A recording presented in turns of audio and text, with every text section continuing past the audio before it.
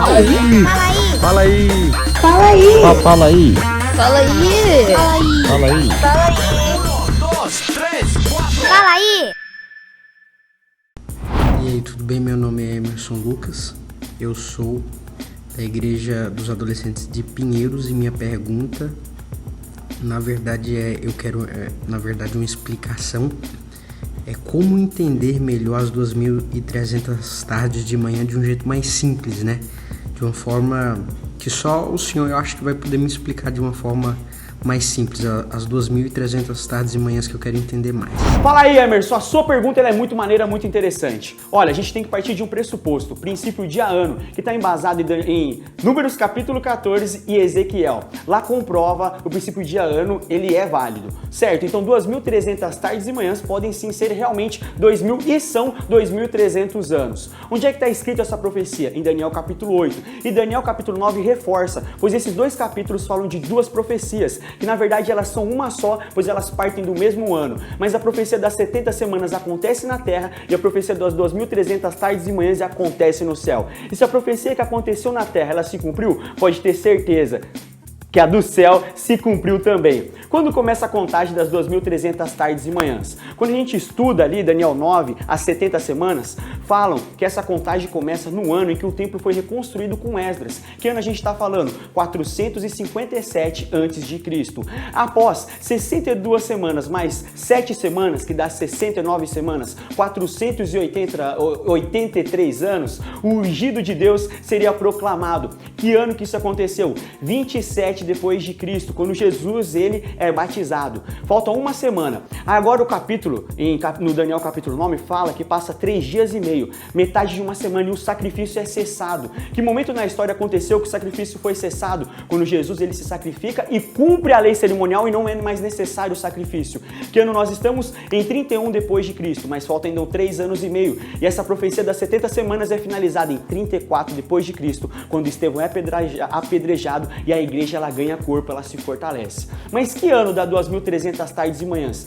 1844, 22 de outubro. Por que 22 de outubro de 1844? Galera, a gente vai ter que deixar pro próximo estudo. Se você ficou curioso, entre em contato com a gente que esse estudo vai longe. Mas tamo junto, já deu pra dar um norte, né, mano? Aquele abraço. Nós. Oi, eu sou do Adole Brooks e meu nome é Milena. A minha pergunta é: nós sabemos que o nosso planeta foi criado em 6 dias e no 7º dia Deus descansou. Mas e os outros planetas com vida? Eles foram criados que nem o nosso planeta ou eles foram feitos com a palavra de Deus? Deus falou e eles existiram. E aí, Milena, sua pergunta ela é muito interessante e faz muito sentido. Quando você vai para a Bíblia, você encontra Jó, ali o 1º e 2º capítulo, falando sobre isso, que Deus convoca uma reunião no céu de todos os mundos. E da terra, quem vem representando Satanás, e Deus pergunta onde Satanás andava, e ele diz: eu estava rodeando a minha terra, e Deus diz: lá na sua terra tem alguém que me serve. É exatamente isso. Existem outros mundos que estão vendo a obra de Deus acontecer justamente para todos de igual modo. Por isso, existe sim, com certeza, outros mundos. Oi, meu nome é Sofia, eu sou da base Efeito Magnético e me pediram para gravar um vídeo sobre uma dúvida que eu tenho relacionada a relacionamentos. Eu resolvi um pouquinho mais à frente e a dúvida que eu tenho é sobre filhos. Apesar de ser algo que só vai acontecer bem mais pra frente na minha vida e provavelmente até lá já tenha mudado de opinião, no atual momento eu não quero e nem planejo ter filhos. E conheço casais que têm essa mesma opinião e eu queria saber o que a palavra de Deus tem a dizer sobre isso. E aí, pastor, responde pra mim. Olá, Sofia, sua pergunta: ter filhos ou não ter filhos? Olha, a Bíblia diz: crescei e multiplicai-vos, enchei a terra, povoai. Só que Paulo mais tarde também diz assim: olha, é melhor que alguns ele aconselhou a nem se casar, senão caso não vai ter filhos também. Então o que Paulo está dizendo ali é levar em consideração situações, momentos e contextos diferentes, e a decisão cabe a cada um, segundo a leitura, o casal e segundo aquilo que Deus diz em relação à família e filhos. Oi, meu nome é Beatriz Vicentini de Almeida, eu sou da base Infinity e eu gostaria de saber como eu posso falar de Jesus para os meus amigos sem parecer algo chato. Fala aí, Beatriz, tudo bem? Beatriz, para a gente falar para os nossos colegas sobre Jesus de uma forma criativa, que eles gostem, chame a sua atenção, vai um conselho do apóstolo Paulo que está na primeira carta que ele escreveu aos Coríntios, no capítulo 9, quando ele diz que para o grego ele se fazia de grego e para o judeu ele se fazia de judeu. Isso chama-se contextualização.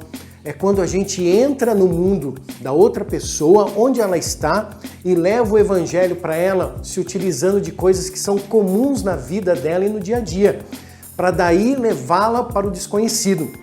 Com certeza, suas amigas e amigos curtem algumas séries, curtem alguns filmes e outras atividades. E você pode pedir sabedoria a Deus e se utilizar destas coisas para levar a mensagem de Deus para elas. Tá aí? Legal. Seja criativa, peça a Deus e Ele vai te ajudar. Um abraço.